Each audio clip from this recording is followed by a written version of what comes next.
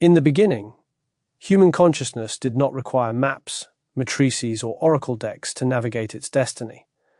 The biological architecture of the human organism was directly plugged into the cosmic baseline frequency, a pristine, uninterrupted current of cosmic intelligence that flowed seamlessly through the strands of our DNA.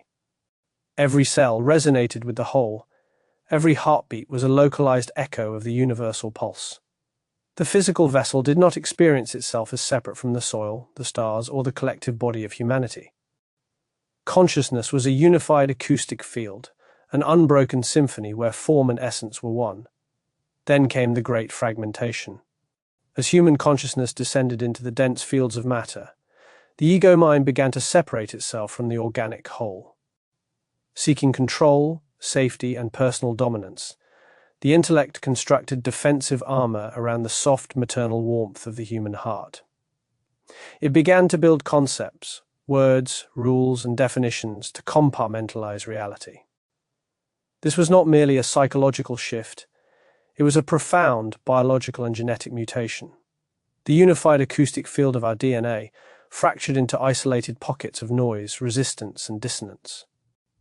The consequences of this fragmentation were catastrophic for the human energy vehicle. The original blueprint of consciousness became obscured by layers of ancestral baggage, personal trauma, and societal conditioning. The human organism lost its ability to hear the subtle undercurrents of life. It forgot how to float with the natural timing of the cosmic grid, and instead entered a perpetual state of hyperactive hustle, chronic survival stress, and relational paranoia. We became dislocated from our true direction, wandering through an overcomplicated world, trying to think our way into safety while our physical bodies withered under the weight of unexpressed genius. In this state of dislocation, human beings began to experience their lives through the lens of scarcity and limitation. The mind became deaf to higher intuition, locking itself into frantic, repetitive loops of worry, judgment, and self-criticism. We became addicted to superficial distractions and short-term dopamine hits, using busy work to escape the raw reality of the present moment.